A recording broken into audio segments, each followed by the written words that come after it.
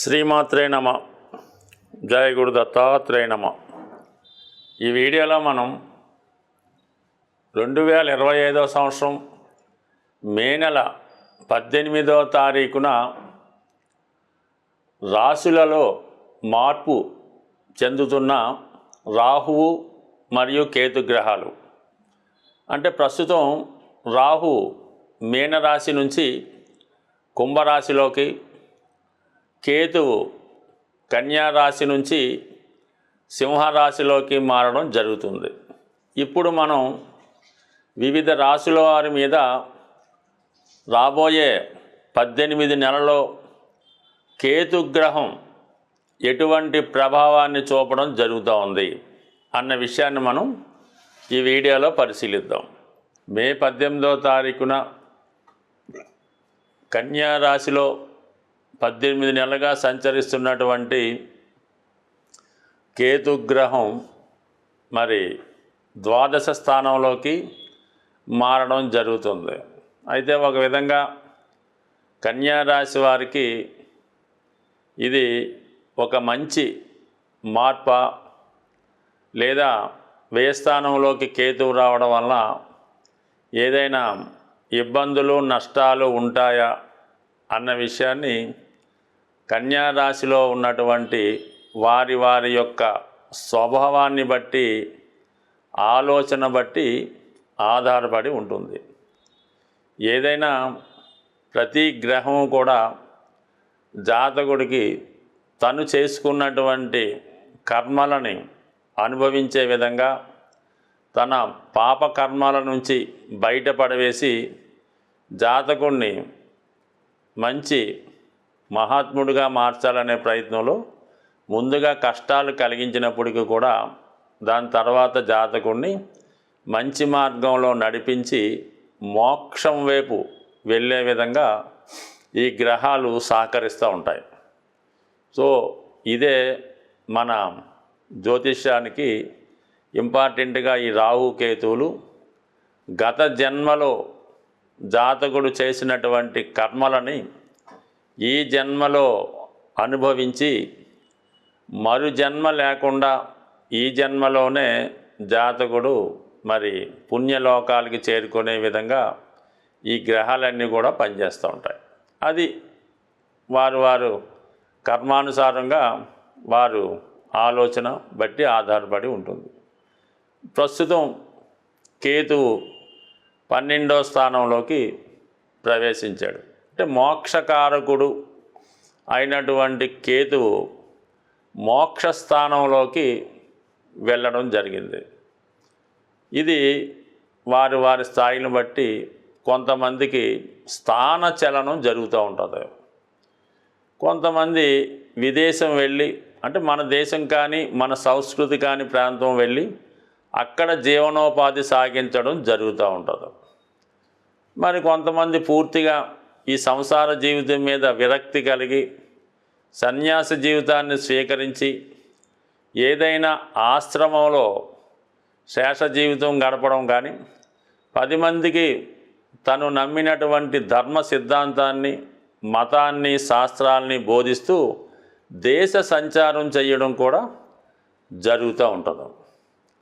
అలాగే మరి కొంతమంది వారి దగ్గర ఉన్నటువంటి, వారు సంపాదించినటువంటి ఆస్తి 10 మందికి ఉపయోగపడాలనే ఆలోచనతో ఏదైనా ఒక అనాథ శరణాలయము, ఒక విద్యా సంస్థ లాంటిదో, లేదంటే ఒక ఆశ్రమమో, లేదంటే ఏదైనా ఒక దేవాలయం లాంటిది నిర్మించి దానికి సంబంధించినటువంటి ఖర్చులకి కూడా తన యొక్క సంపదని వెచ్చించి పుణ్య కార్యక్రమాలు చేయడం జరుగుతూ ఉంటుంది.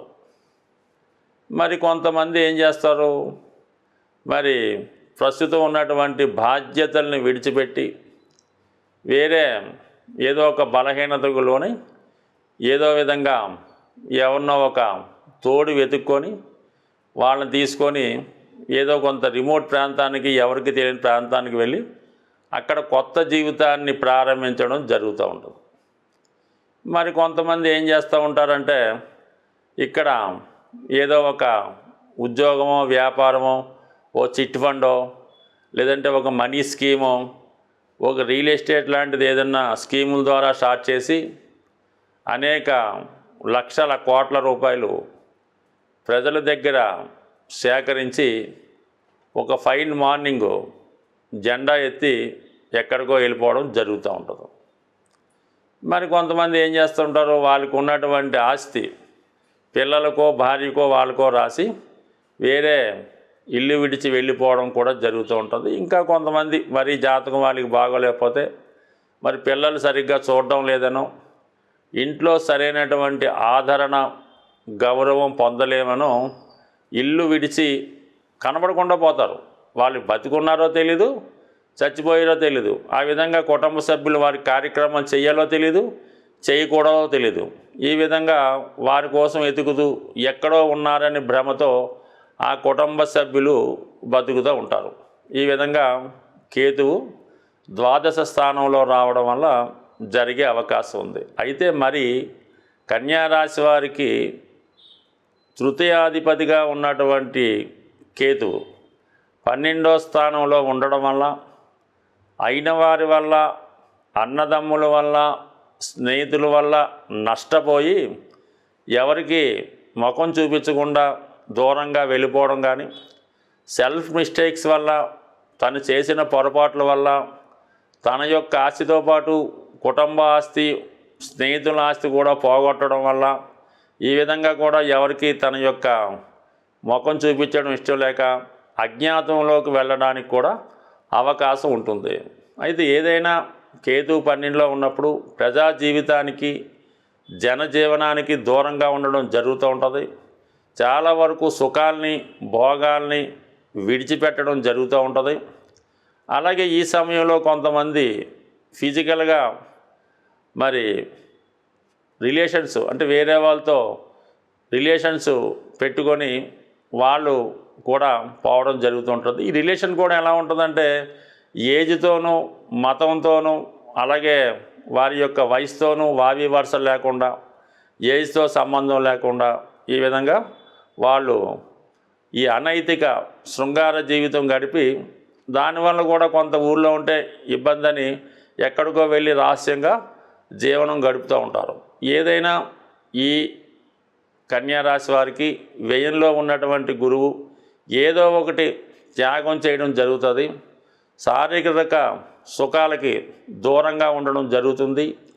ఆహారపు అలవాట్లో మార్పు జరుగుతుంది. సాధారణంగా రాహు కేతువులు ఒక 180 డిగ్రీస్ యాంగిల్లో ఉంటూ రెండు ఒకేసారి రాశులు మారడం జరుగుతూ ఉంటుంది. అంటే ఇప్పుడు రాహు కేతువు 2 గ్రహాలు ఒకసారి మారినప్పటికి కూడా రాహు ఏ భావంలో ఉంటాడో ఆ భావం యొక్క ఫలితాల్ని ఎక్స్పాండ్ చేయడం జరుగుతూ ఉంటుంది. అయితే కేతువు ఏ భావంలో ఉంటే ఆ భావ ఫలితాలని తగ్గించడం జరుగుతూ ఉంటుంది. అంటే కేతువు జ్ఞానకారకుడు, వైరాగ్యకారకుడు, అలాగే బ్రహ్మచర్యానికి కారకుడు. ఏదైనా త్యాగానికి సిద్ధంగా ఉండే గ్రహం కేతు గ్రహం కాబట్టి సాధారణంగా కేతువు హృదయంతో ఆలోచించడం జరుగుతూ ఉంటుంది. అంటే రాహు హెడ్, అందుకని రాహుకి ప్రపంచంలో అన్నీ తనకే కావాలని, సంపదంతా తన సొంతమే కావాలని, తను మాత్రమే బాగుండాలని రాహు ఆలోచన ఉంటుంది. రాహు అంటే కేవలం తల, అది ఆకాశం నుంచి భూమిలోకి, అంటే భూమిలో ఉన్నటువంటి తన దేహం కోసం చూస్తూ ఈ ప్రపంచంలో ఉన్నటువంటి కోరికలన్నీ తనకు కావాలని కోరుకుంటాడు రాహు. అందుకే రాహు ప్రభావం ఉన్నటువంటి జాతకులు అనేక అనైతిక అక్రమ మార్గాల ద్వారా ధనాన్ని సంపాదించడం జరుగుతూ ఉంటుంది. మరి కేతు అలా కాదు. కేతు కేవలం మొండె భాగం మాత్రమే, అంటే తల లేకుండా కేవలం మొండెం మాత్రమే ఉంటుంది. మరి కేతువు ఆకాశం వంక చూడటం వల్ల జ్ఞానకారకుడు, వైరాగ్యకారకుడు అవుతూ ఉంటాడు. ఏ కోరిక, ఏ వ్యామోహం ఉండదు.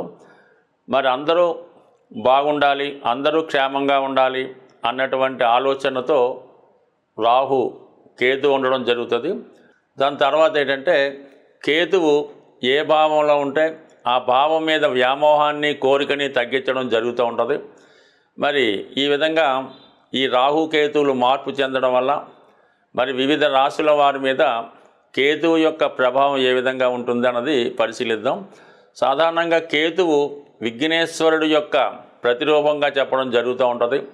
అందువలన ఈ కేతువు ఏ రాశిలో ఉంటే ఆ రాశికి సంబంధించిన ఫలితాలు మనకు కావాలంటే ఎక్కువగా విఘ్నేశ్వరుని ఆరాధించడం వల్ల, అలాగే కొత్త విషయాలు తెలుసుకోవాలన్నా, మనలో ఉన్నటువంటి జ్ఞానాన్ని పెంచుకోవాలన్నా, విజ్ఞాన సంపద పెరగాలన్నా కేతువు యొక్క ఆశీస్సులు తప్పగా ఉండవలసిందే. అయితే రాహు కేతువు రెండు ఎదురెదురు రాశుల్లో ఉండడం వల్ల కంపల్సరిగా వీళ్ళిద్దరి ప్రభావం కలిపే వివిధ రాశుల మీద రావడం జరుగుతుంటుంది. ఆ కారణం వల్ల ఏంటంటే ఎక్కువగా రాహు డామినేట్ చేస్తున్నప్పుడు కూడా కొన్ని సందర్భాల్లో కేతువు కూడా తన ఫలితాన్ని ఇస్తూ జాతకుడిని మోక్షం వైపు నడిపించే ప్రయత్నం చేస్తూ ఉంటాడు. మరి ఇప్పుడు మనం మిగతా రాశుల వారికి ఈ మే నెల 18వ తారీఖున మార్పు చెందినటువంటి ఈ రాహుకేతువులు ఏ విధమైన ప్రభావం చూపుతారో వివరంగా తెలుసుకునే ప్రయత్నం చేద్దాం. కేతుగ్రహం మనకి సంపూర్ణంగా సహకరించాలంటే మరి విఘ్నేశ్వరుడి యొక్క ఆరాధన వల్ల మనకి కేతువు సంతృప్తి చెందడం జరుగుతూ ఉంటుంది. అందుకని కంపల్సరిగా ఈ కేతువు పెట్టినటువంటి ఇబ్బందులు నుంచి, అంటే కేతువు ఇబ్బందులే ఉంది, ఏ పని ప్రారంభించినా మధ్యలో ఆగుతుంటుంది. మనం ఒక ప్రయత్నం కోసం వెళ్తే వేరే ప్రయత్నం జరుగుతూ ఉంటుంది. విద్యార్థులకి చదువు మీద ఆసక్తి తగ్గి మిగతా విషయాల మీద ఆసక్తి వెళ్తుంది. బట్ ఏదైనా కంపల్సరిగా కేతుగ్రహం అంటే విఘ్నేశ్వరుడు యొక్క ఆరాధన, సంకటనాశన గణేష్ స్తోత్రం చదువుకోవడం, సంకష్టహర చతుర్థి రోజు కంపల్సరిగా ఉపవాసం ఉండి విధి విధానంగా మరి ఉదయం పూట ఏదన్నా గణపతి హోమం జరుగుతుంటే అందులో పాల్గొనడం, ప్రదోష వేళ సాయంకాలం అభిషేకంలో పాల్గొనడం వల్ల చక్కగా ఈ యొక్క విఘ్నేశ్వరుడు యొక్క అనుగ్రహంతో కేతుగ్రహ అనుగ్రహం లభిస్తుంది. సింపుల్గా ఏంటంటే ఆదివారం కానీ మంగళవారం కానీ ఎండు ఖర్జూరం అన్నది ఒక 7 ఎండు ఖర్జూరాలు, అలాగే ఒక చిల్లర నాణం 10 రూపాయలదో 20 రూపాయల నాణ్యం తీసుకొని మరి అలాగే ఒక 7 మంది సాధువులకి, అక్కడ అంటే సాధువులు అంటే మామూలుగా అక్కడ టెంపుల్ దగ్గర ఉన్నటువంటి ఈ కాషాయ రంగు ధరించిన వాళ్ళకి ఒక 7గురికి డొనేట్ చేయడం వల్ల మనకి కేతుగ్రహ అనుగ్రహం లభిస్తుంది.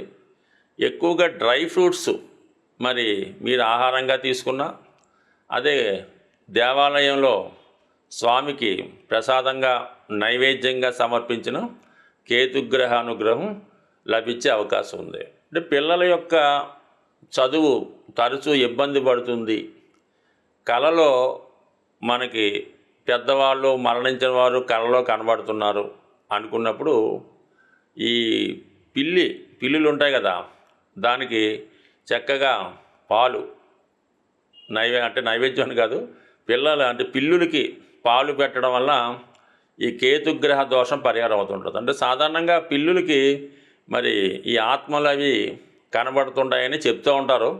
అది శాస్త్రాల్లో చదవడం తప్ప మనకైతే తెలియదు. కానీ సో ఏదైనా మనం గమనించినప్పుడు అర్థమవుతుంటుంది. ఇంట్లో మన పెంపుడు కుక్కకి ఈ పిల్లులకి కంపల్సరిగా చనిపోయిన వారి యొక్క ఆత్మలు కనబడుతూ ఉంటాయి. ఒక విధంగా కేతువు కూడా ఆత్మ లాంటిదే కాబట్టి ఈ పిల్లులకి పాలు పోయడం వల్ల కూడా కేతుగ్రహ సంపూర్ణ అనుగ్రహం లభిస్తుంది. ఇంకా మీకు మరీ ఇబ్బందులుగా ఉంది, అసలు పిల్లవాడు ఏం మాట పట్టించుకోవట్లేదు, ఏమీ కుటుంబ విషయాలు ఏమీ పట్టించుకోవడం లేదు, చాలా వైరాగ్యంగా ఉన్నాడు, ఏదో పిచ్చి పట్టినట్టు దెయ్యం పట్టినట్టు తిరుగుతున్నాడు, జుత్తు అంతా పెంచుకున్నాడు, బట్టలు మార్చుకోవటం లేదు, స్నానం చేయడం లేదు అనుకున్న వాడిని ఏదైనా అంటే ఈ శ్రీశైలం తిరుపతి లాంటిలో కొన్ని ఆశ్రమాలు ఉంటాయి, ఋషుల యొక్క ఆశ్రమాలు అవి ఉంటుంటాయి, అందులో చేర్పించి కొన్నాళ్ళ పాటు అక్కడ సేవ చేసుకునే విధంగా పెట్టడం కానీ, లేదనుకుంటే కొంతగా బాగుంటే మీ దగ్గరలో ఉన్నటువంటి దేవాలయం పొద్దున్నే ఎర్లీ మార్నింగ్ 4 గంటలు లేచి పరిశుభ్రంగా దాన్ని శుభ్రం చేసి వచ్చిన భక్తులకి సేవ చేయడం ద్వారా కూడా కేతుగ్రహ అనుగ్రహం సంపూర్ణంగా లభిస్తుంది. అలాగే మరి ది బెస్ట్ రెమెడీ అంటే బ్రహ్మముహూర్తంలో లేచి విష్ణు సహస్రం అంటే బ్రహ్మముహూర్తంలో లేచి శుభ్రంగా కాలకృత్యాలు తీర్చుకున్న తర్వాత విష్ణు సహస్రనామాన్ని పారాయణ చేయడం వల్ల సమస్త దోషాలు తొలగే అవకాశం ఉంటుంది. అలాగే శివునికి రుద్రాభిషేకం చేసుకోవడం ద్వారా అంటే ఏ దైవ కార్యక్రమం చేసుకున్నా కేతువు సంతృప్తి చెందుతూ ఉంటాడు. అంటే కేతువు సంతృప్తి చెందితేనే మీకు మిగతా గ్రహాల యొక్క అనుకూలత అది లభించే అవకాశం ఉంది కాబట్టి ఏదైనా ఒక పని చేసినప్పుడు నమ్మకంతో నిజాయితీగా శాస్త్రంలో ఏ విధంగా ఉంటుందో ఆ విధంగానే చేస్తేనే ఫలితం వస్తుంది. దాని తర్వాత ఏంటంటే శాస్త్రాల్లో కూడా శక్తి కొలది అన్నారు. అంటే డబ్బులు లేనివాడు ఏదో ఒక 1/2 లీటర్ ఆవు పాలతో శివుడికి అభిషేకం చేయొచ్చు, కానీ బాగా కోటీశ్వరుడు కూడా అది వర్తించదు. అతని స్థాయికి తగ్గట్టుగా అతను అభిషేకం చేయించుకుంటేనే అతనికి ఆ ఫలితం వస్తుంది తప్ప అందరికీ ఒకే నియమం అయితే ఉండదు. కానీ పెద్దలు ఎన్ని చెప్పినా మన శక్తి కొలది ఆ పరిహారం చేసినప్పుడు దేవుని పూజ చేసినప్పుడు ఆ ఫలితం మనకు దక్కుతుంది. కాబట్టి మరి సాధ్యమైనంత వరకు మీకు ఎంతవరకు సాధ్యమవుతుందో అంతవరకు చేయడం వల్ల మనకి ఈ గ్రహశాంతి జరిగి అనుకున్న ఫలితం రావడం జరుగుతూ ఉంటుంది. స్వస్తి.